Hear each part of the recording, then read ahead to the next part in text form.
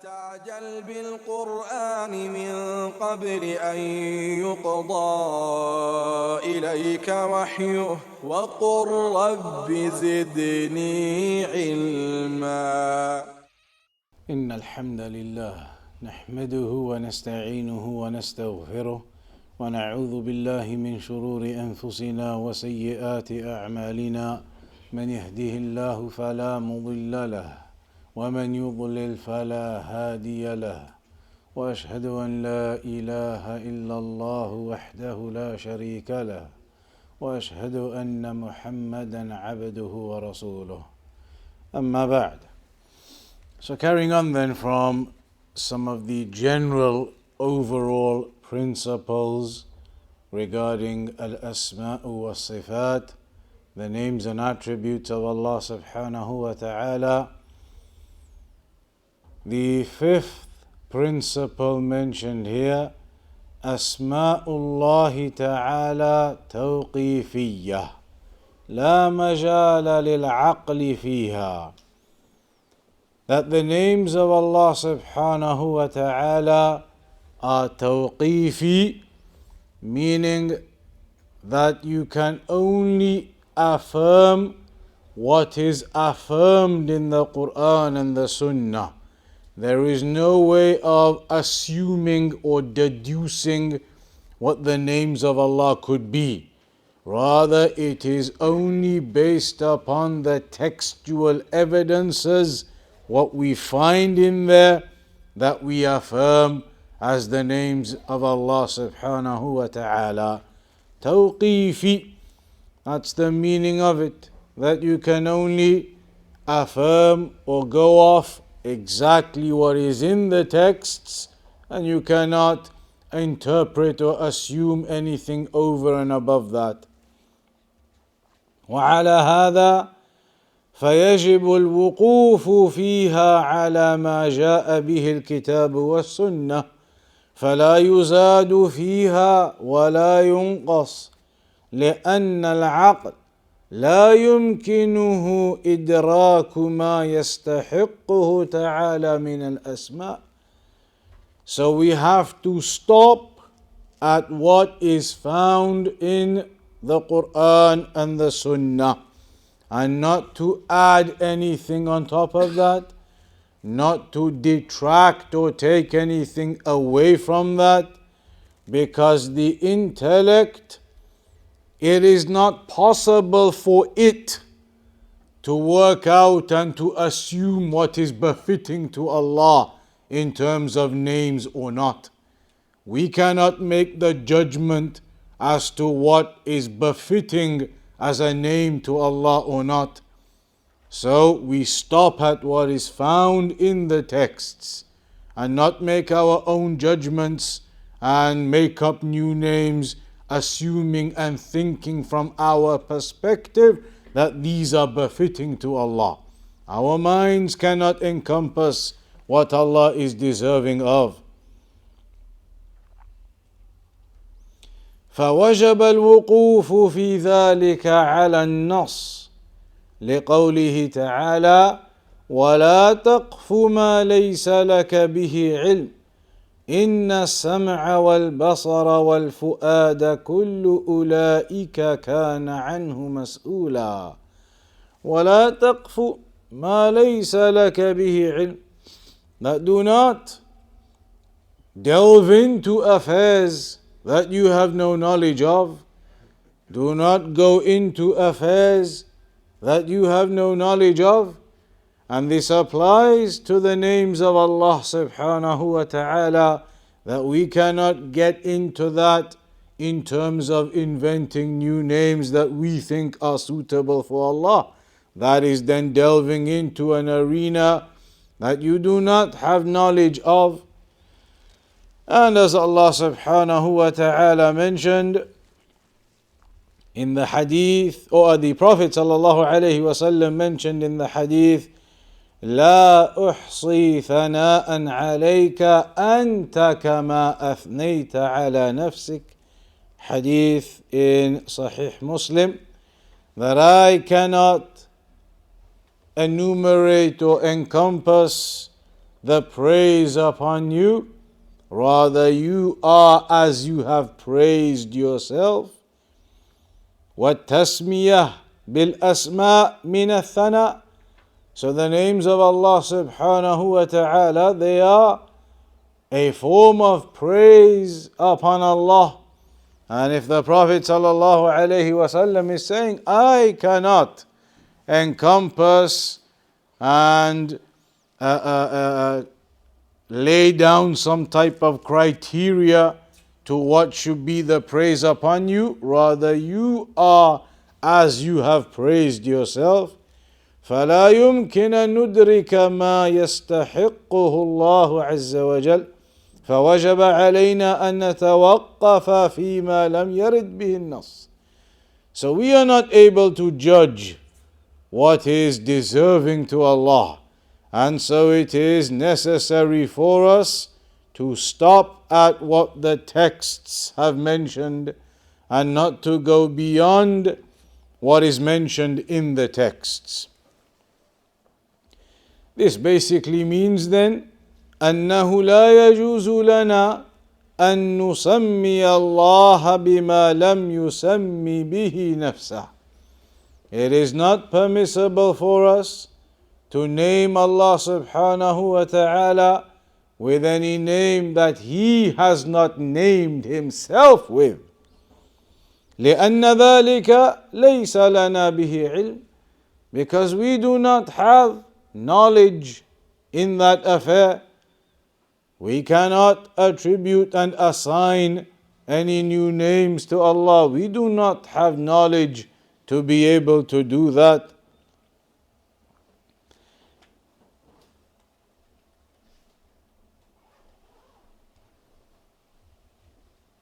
So in the ayah, when Allah mentioned إِنَّ السَّمْعَ وَالْبَصَرَ وَالْفُؤَادَ كُلُّ أُولَٰئِكَ كَانَ عَنْهُ مَسْئُولًا, that the hearing and the seeing and your heart, all of those you will be questioned upon. السمع للأصوات والبصر للآيان والأفعال والفؤاد للمعقولات. كل هذه الأدوات الثلاث أنت مسؤول عنها.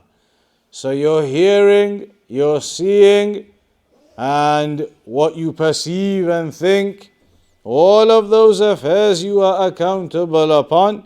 فلا تسمع ما لم تسمع ولا تري ما لم ترى ولا تتخيل في قلبك ما ليس واقعا. So do not say what you have not heard, and do not show others what you have not seen, and do not imagine that which has no reality to it. عليك باللزوم أنك مسؤول عن السمع والبصر والفؤاد. Upon you is to stick to the texts, because you will be questioned regarding your hearing, your seeing, and your from your heart what you imagine and perceive. لأن الإنسان قد يسمع كلمة ويبني عليها ما ليس له به علم. Because sometimes a person may hear something and then you assume things based upon what you heard, and then start developing conclusions that are incorrect and false. You hear something, some statement, and then assume things based upon it, and therefore start deriving conclusions from it that are false and incorrect, and not from the statement that you heard in reality. بناء على هذه الكلمة وقد يرى شيئا ويبني ما ليس له بعلم. You may even see something, but you don't recognize and understand exactly what's going on. From what you see, you base some opinion upon it and start deriving conclusions, and perhaps you're wrong again. Perhaps you don't have knowledge of what is going on, and you are making your assumptions. You may be driving down the motorway and you see the police and the ambulance and the fire brigade, and the motorway closed on the other side, so you go home and saying there was a huge accident. It looked like probably 3 or 4 of them died. Or maybe nothing happened. A car flipped over, but he got out alive. Nobody died. You saw it. You saw all of that commotion. But then you built upon it affairs that you have no knowledge of. So a person may even see something, but if you don't have knowledge of what's going on in the background and the context, you can still not build your conclusions upon that. وَقَدْ يَتَصَوَّرُ شَيْئًا وَيَحْكُمُ بِهِ وَلَيْسَ لَهُ بِهِ عِلْمٍ. And you may paint a picture in your mind of what is going on and what is happening, and draw your conclusions upon that and make your rulings upon that. And the reality is, this picture you have made in your mind, it is a false picture. It is an incorrect perception and understanding of the affairs, and so your rulings and your conclusions that you've made are incorrect and false also. فلذلك ذكر الله عز وجل الحس والعقل. الحس في السمع والبصر، والعقل في الفؤاد. ولو أننا التزمنا بهذا التوجيه الإلهي لسلمنا من شرور كثيرة، وأرحنا أنفسنا من شرور كثيرة أيضا. لكن أكثر الناس يبني على ما سمع ما لا ينبني عليه، أو على ما رأى ما لا ينبني عليه، أو على ما يتخيل ما لم يكن واقعا. So the Shaykh says, if we were to stick to what is established and not make assumptions upon something we may hear or something we may see or something that we develop and build a picture of in our minds, if we left all of that aside and stuck to what is clear and established, here in reference to the texts, stick to the texts that are clear and established with the names of Allah subhanahu wa ta'ala, and not go into affairs of assumptions and what you consider to be good and befitting and making things up, then we would, the Shaykh says, we would be able to bring a lot of calm and comfort and ease to ourselves, and remove a lot of the disturbance in the affairs. So that is an important rule to remember regarding the names of Allah subhanahu wa ta'ala, that they are tawqifi. They stop at what is in the texts. What you find in the texts, you stop at that. And you do not go beyond that, trying to build upon that, and then assumptions upon that, and expand upon that. There is no expansion upon it. What is there in the Quran and the Sunnah, you stop at that. لأن تسميته تعالى بما لم يسم به نفسه أو إنكار ما سمى به نفسه جناية في حقه تعالى. Because naming Allah with a name that He did not name Himself with, or on the other side, rejecting a name that He did name Himself with, then both of those actions are a crime against Allah subhanahu wa ta'ala. That is transgression against the right of Allah subhanahu wa ta'ala to name Him with something He did not name Himself with, or to reject a name that He did name Himself with. فَوَجَبَ سُلُوكُ الْأَدَبِ فِي ذَلِكَ. So it is required that you tread upon the pathway of etiquette in this field, upon the manners and the etiquette that is befitting of the talib al-ilm, of the believer, in regards to his aqidah in al-asma'i wa sifat, and you do not go beyond the boundaries in those affairs. وَالِاقْتِصَارُ عَلَى مَا جَاءَ بِهِ النَّص. And that you restrict yourself to what is mentioned in the texts and do not go beyond that. Al-Shaykh al-Uthaymīn gives an example. أرأيت لو أن شخصا سماك بغير ما سميت أو تسميت به لعد ذلك جناية. That if somebody was to call you by a name that is not your name, then that would be considered as transgression against you, calling you something that isn't your name. لأنه ليس له حق التسمية. He doesn't have the right to give you whatever name he wants and say, that's what I'm going to call you, even though it's not your name. But I think that name suits you, I'm going to call you that name from now on. And it's not your name. And you tell him, but that's not my name. Then that would be considered as transgression upon you. What is he doing? He has no right to just pick whatever name he thinks suits everybody's faces and then call them how he wants. So ليس له حق التسمية. فلو سماك أبوك مثلا بمحمد فلا يجوز لأحد أن يقول سأسميك علي. Your father called you Muhammad, your name is Muhammad. Somebody comes along and says, no, but I think Ali suits you, I'm going to call you Ali. Incorrect, not permissible, not correct. أو سماك أبوك سليمان فقال شخص لا أنا أسميك سليما فليس له ذلك لأنه لا يملك هذا لأن التسمية حقها لمن له الحق أن يسمي.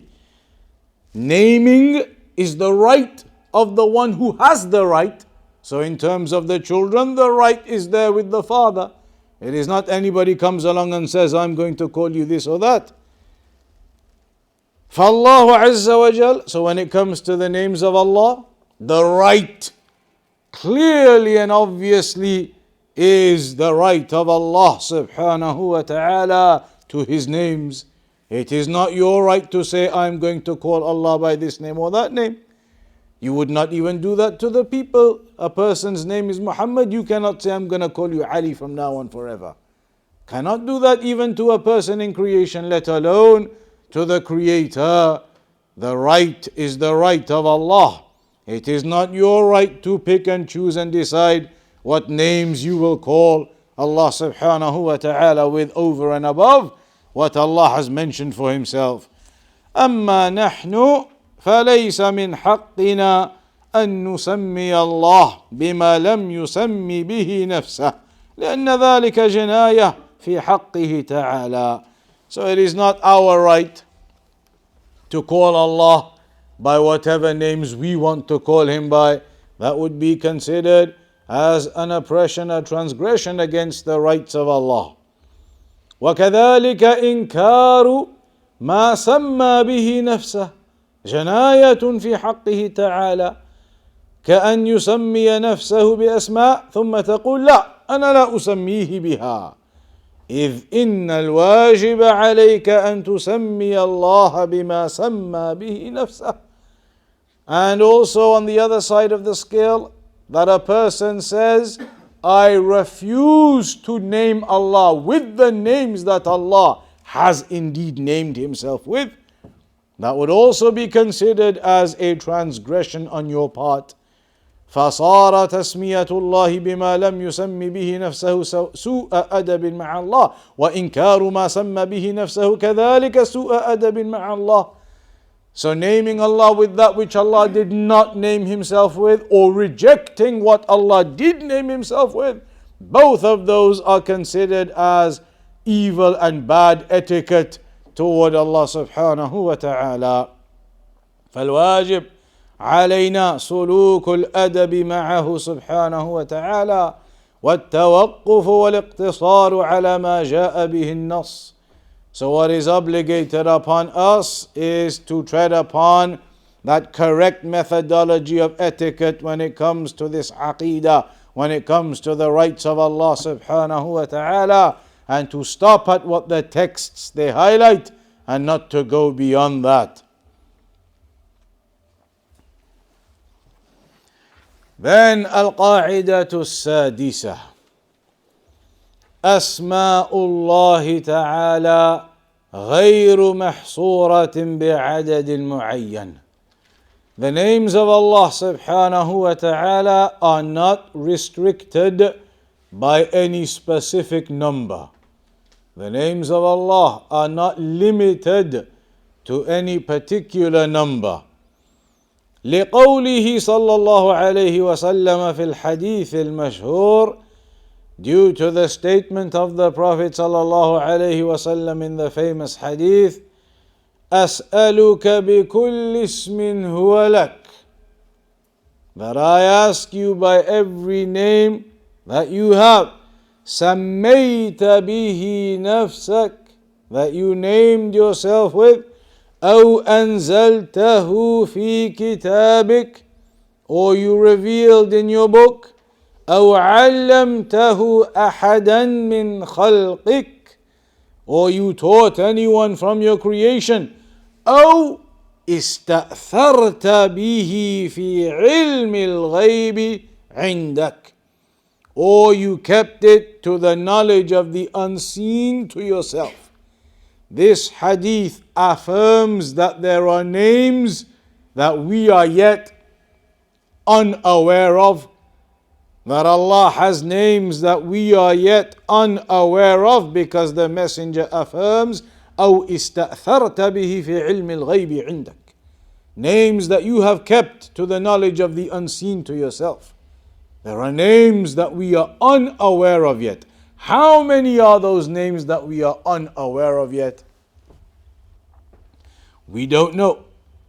And so the very basic and simple mathematics says, if you have an unqualified number in that equation, it is impossible to get to a final equation or a final conclusion. 5 plus question mark equals what? Impossible. Without any other factors, impossible. So now we have an impossible equation here. We do not know how many names that we don't know. So even if we found all of the names in the Quran and the Sunnah, added all of them up, there is still going to be an unknown figure at the end. Therefore, we can never come to an exact conclusion Allah has this many names. Impossible. And even on the issue of looking through the Quran and the Sunnah and adding them all up, scholars did that. In the past, scholars did that. And in some of the books of Aqidah, you'll see that, where the scholars, they highlighted all of the names that they found in the Quran and the Sunnah. And some of them got to 130 odd names that they found in the Quran and the Sunnah. Some of them in their books of Aqidah, they got up to the list 120 odd. Some of them up to 110 odd. So even the issue of Allah only having 99 names, in reality that has already been surpassed. More than that have already been found in the Quran and the Sunnah by many of the scholars of the past, who got beyond 100 that they found and observed in the Quran and the Sunnah. So this hadith is a proof that there are names we are yet unaware of. They are names that Allah subhanahu wa ta'ala has kept in the knowledge of the unseen with Him. Then, أما قوله إن لله 99 اسما 100 إلا واحدا من أحصاها دخل الجنة. That indeed Allah subhanahu wa ta'ala has 99 names, 100 minus 1. Whoever أحصاها, meaning understands them, memorizes them, acts upon them. That's the meaning of أحصاها. أحصاها doesn't just mean reading them, enumerating them. It is learning them, understanding them, memorizing them, acting upon them. Whomsoever does that, دخل الجنة, then he will enter paradise. This is the hadith that in fact people use to say that Allah only has 99 names, because the hadith says Indeed, Allah has 99 names, 100 minus 1. Whomsoever enumerates them, memorizes them, acts upon them, enters paradise. So then how do we understand this? The scholars have mentioned this hadith is not highlighting a restriction. The hadith is not highlighting a restriction. And the example they give in some of their books is along the lines of saying, if a person comes now, for example, comes into the mosque now and says, I have £100 in my pocket, which I have here in my pocket ready to give as a donation to the mosque. A person walks in and he says, I have £100 in my pocket. I'm going to give that as a donation to the mosque. How much money does this person have? More than 100.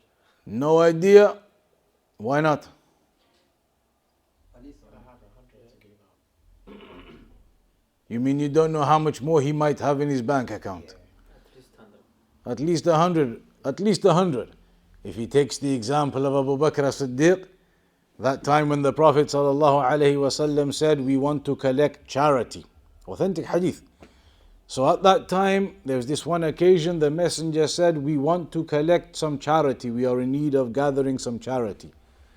When that announcement was made by the messenger, in the narration, Umar ibn al-Khattab radiyallahu anhu says, that at that time, I was doing well.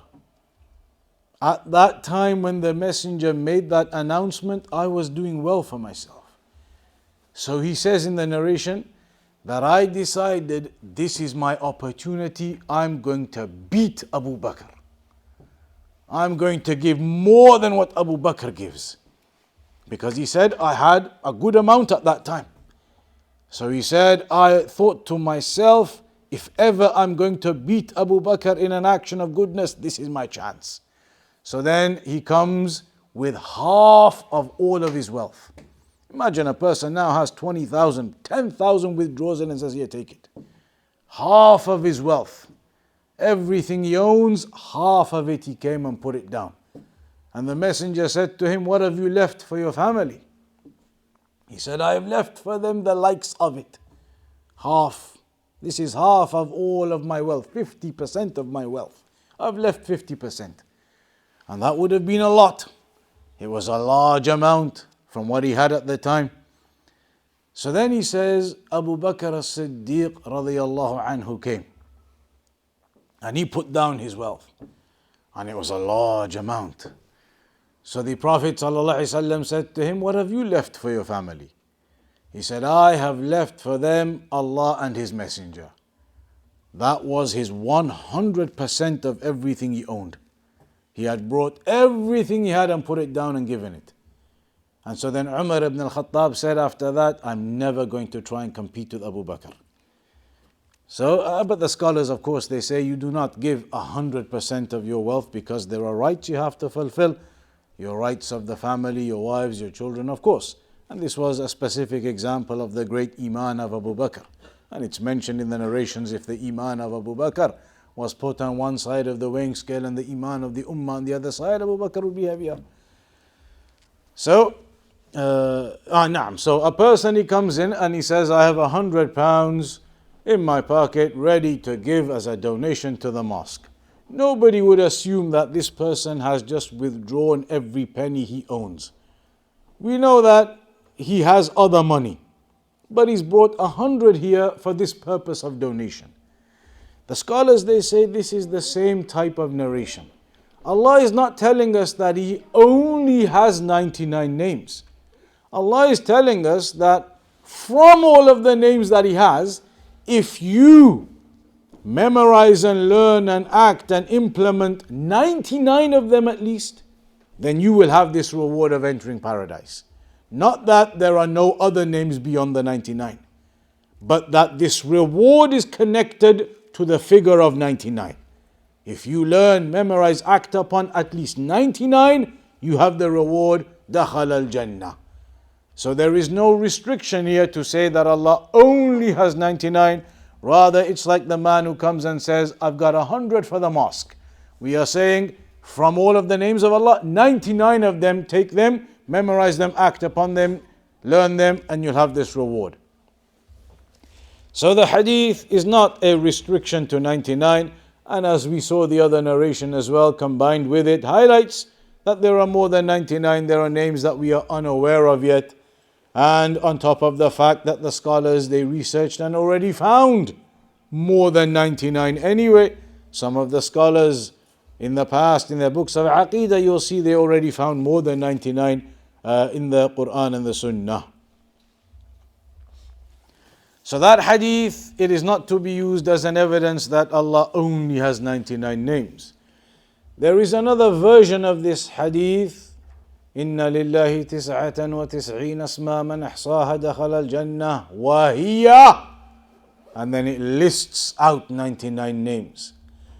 In another version of the hadith, that indeed Allah has 99 names, 100 except one, whomsoever memorizes and acts upon them will enter paradise, and they are, and then it lists out all of the names.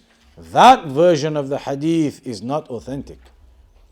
That version of the hadith that lists out all of the names is not authentic. There are issues in the chain of narration. There is tadlis, al-Walid ibn Muslim and other things. That version isn't authentic with the list of names. But the basic version from the beginning, Allah has 99 names except 100 except one. Whomsoever memorizes, learns and acts them, acts upon them, will enter paradise. Up to there, that version is authentic.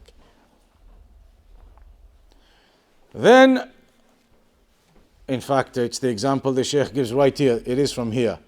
It's where he says, a person says, عندي 100 درهم أعددتهم للصدقة فإنه لا يمنع أن يكون عندك دراهم أخرى لم تعدها للصدقة. So that's like the person who says, I have 100 here for charity, and that does not mean that this person does not have any other money besides that 100. ولم يصح عن النبي صلى الله عليه وسلم تعيين هذه الأسماء والحديث he mentions this too والحديث المروي عنه في تعيينها ضعيف, that the narration that has been mentioned regarding the list of names and the exact number of them, that is a weak version of the hadith. قال شيخ الإسلام ابن تيمية في الفتاوى من مجموع ابن قاسم, that's the one which is 37 volumes, تعيينها ليس من كلام النبي صلى الله عليه وسلم باتفاق أهل المعرفة بحديثه. Specifying, listing out all of the names, that narration is not from the speech of the Prophet sallallahu alaihi wasallam, by agreement of the scholars who have knowledge regarding hadith and the sciences of hadith. وقال قبل ذلك, and he said before that, إن الوليد ذكرها عن بعض شيوخه الشاميين كما جاء مفسرا في بعض طرق حديثه. This is talking about the chain of narration and some of the deficiencies that exist in that chain of narration, and so it is not authentically established a hadith that talks about the names listed out. So the point here is to highlight that the names of Allah subhanahu wa ta'ala are not restricted. And there is another evidence too. Not just the narration about the messenger saying, and I ask you by the names that you have kept concealed in your knowledge of the unseen. That is one clear proof there are more names we don't know yet. But there's another clear proof that there are more names that we don't know yet. Another hadith. Anyone know? When the messenger of Allah went to sajda from the throne of Allah, Mm. and Allah would inspire him to call upon him in a certain way as not called upon him before. Mm-hmm. So on Yawm al-Qiyamah, in one of the ahadith regarding the shafa'ah, the Prophet sallallahu alaihi wasallam, when he goes to do the shafa'ah, then he prostrates before the throne of Allah subhanahu wa ta'ala, and then when he raises his head, he mentions in the hadith, فَيُفْتَحُ عَلَيَّ بِمَحَامِدْ لَمْ أَكُنْ أَعْرِفْهَا مِنْ قَبْلِ. That at that time I am made aware of forms of praise to Allah that I did not know before. And the scholars, they say that is in reference to becoming aware of more of the names of Allah that we were not aware of before, that the Messenger had not been told before. So there are clear evidences that the names of Allah are not restricted to 99. And so these posters that you see and all these things that they make, that is not an evidence to think that Allah only has 99 names. Those posters, they have the English meanings and definitions of the names of them, but it is not to be thought that the names of Allah are restricted in that way.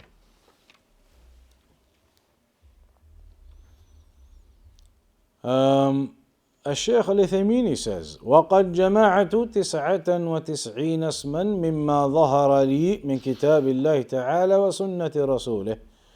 That Shaykh al-Uthaymin says he himself already compiled 99.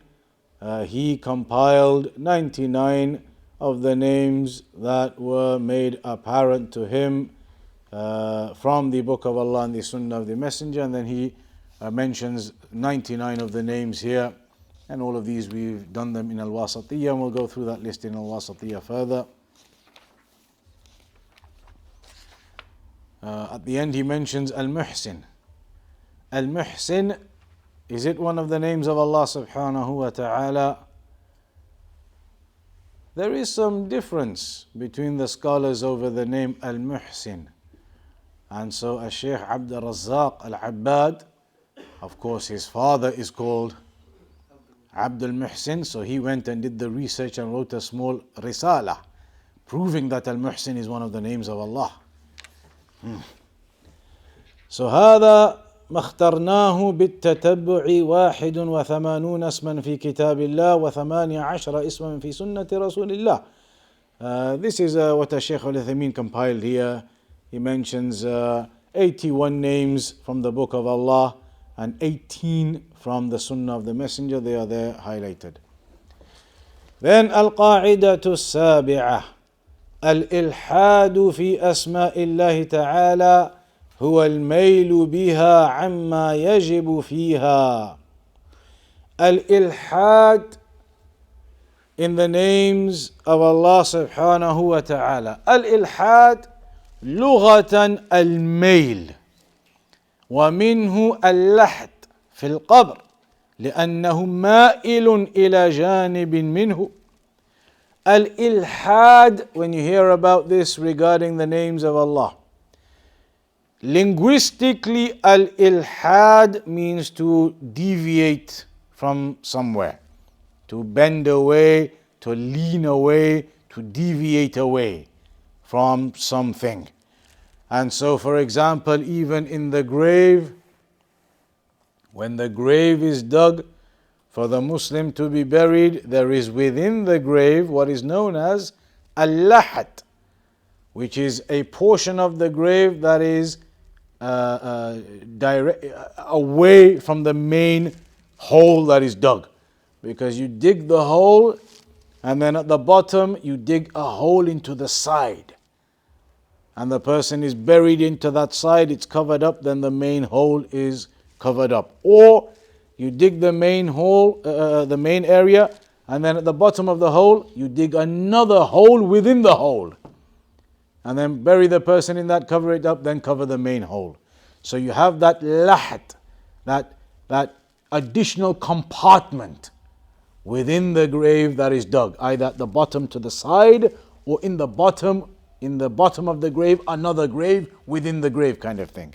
That is the lahad, because that is then away from, leaning away, pointing away from the main dig.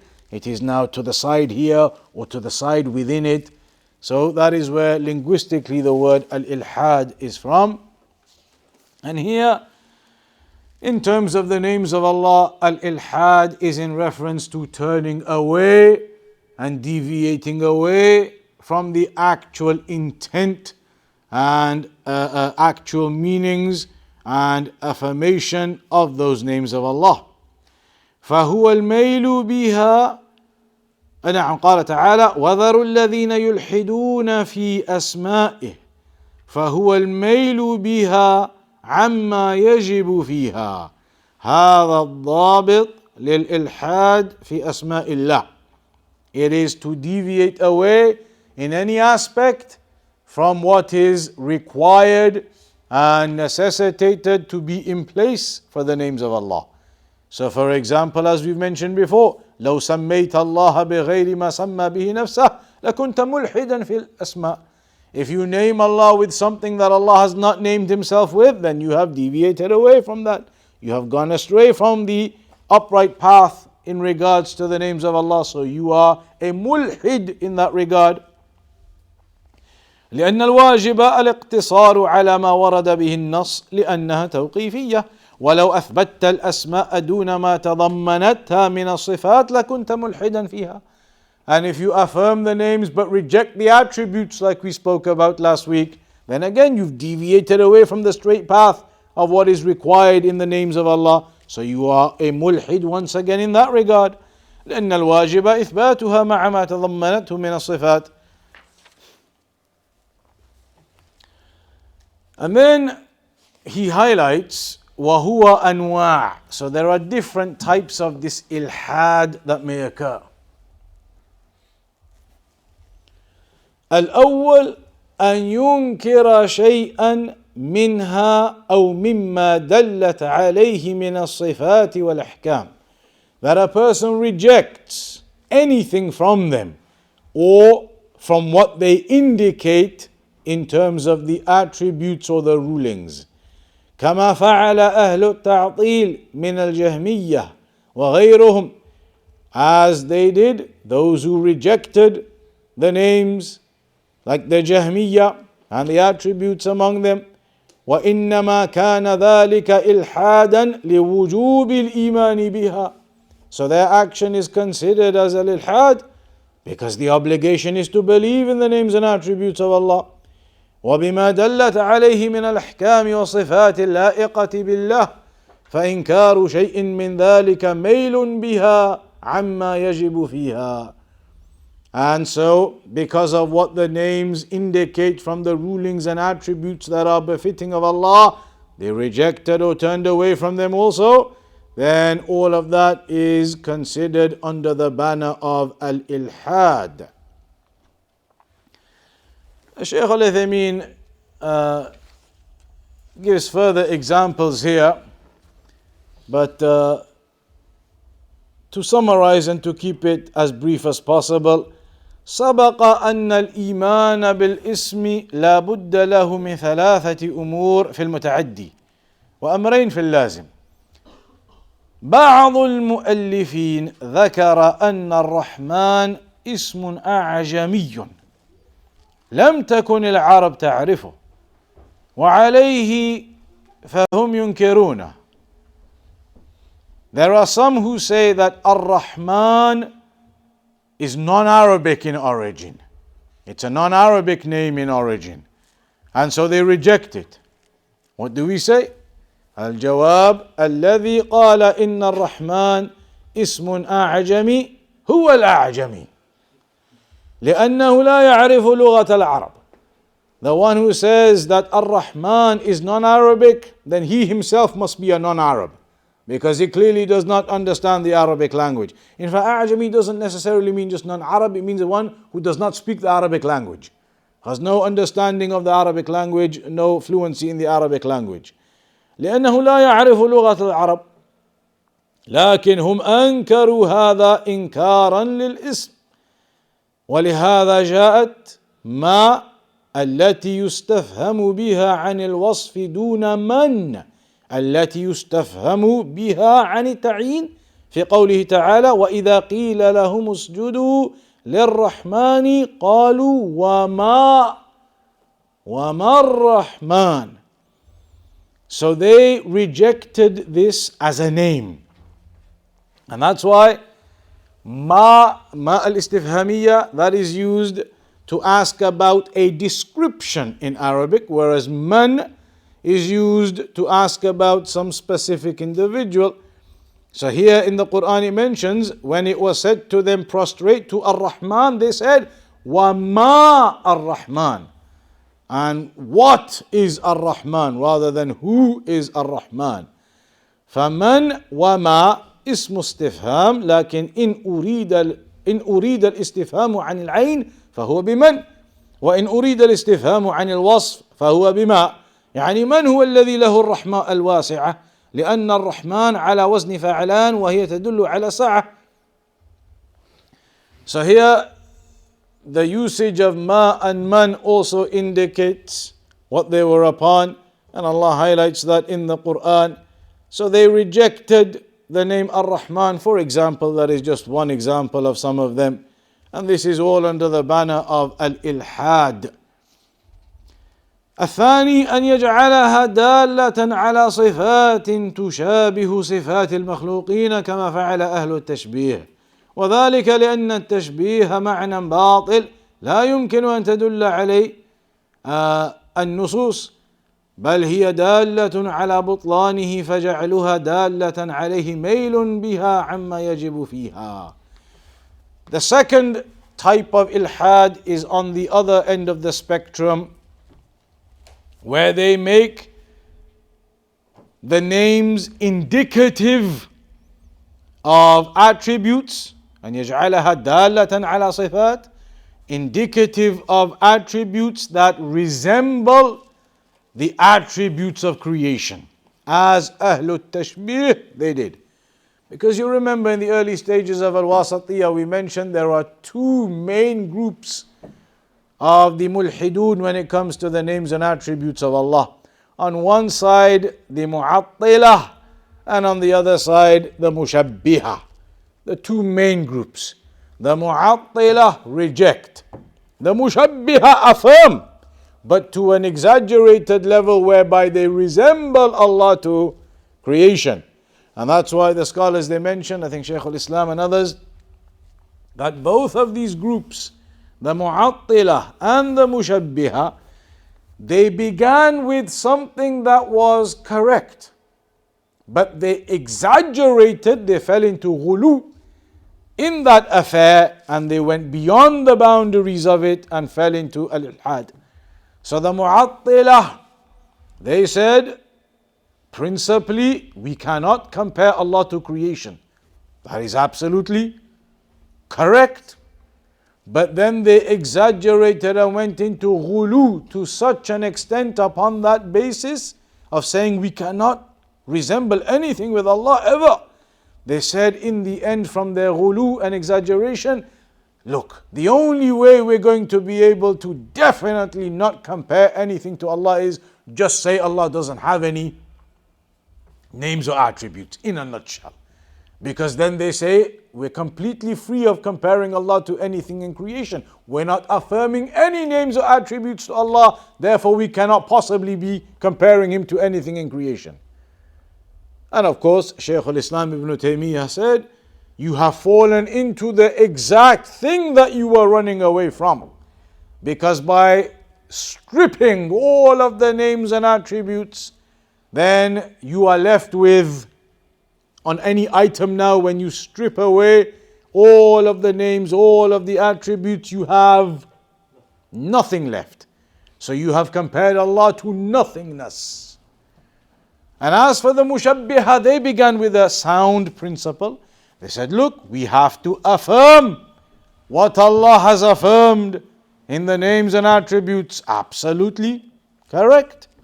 But then they went into ghulu with that affirmation, in a nutshell, to the extent where they said, look, Allah is only going to mention these names and attributes to us in a way that we comprehend them.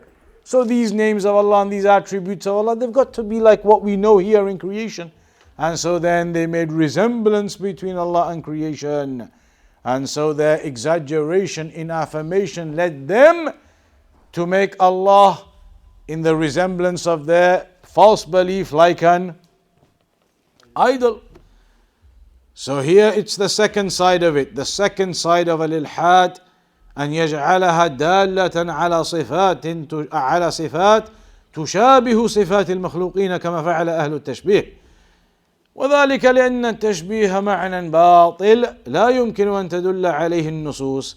Resemblance between Allah and the creation is something completely false. It cannot be indicated or found in the texts at all.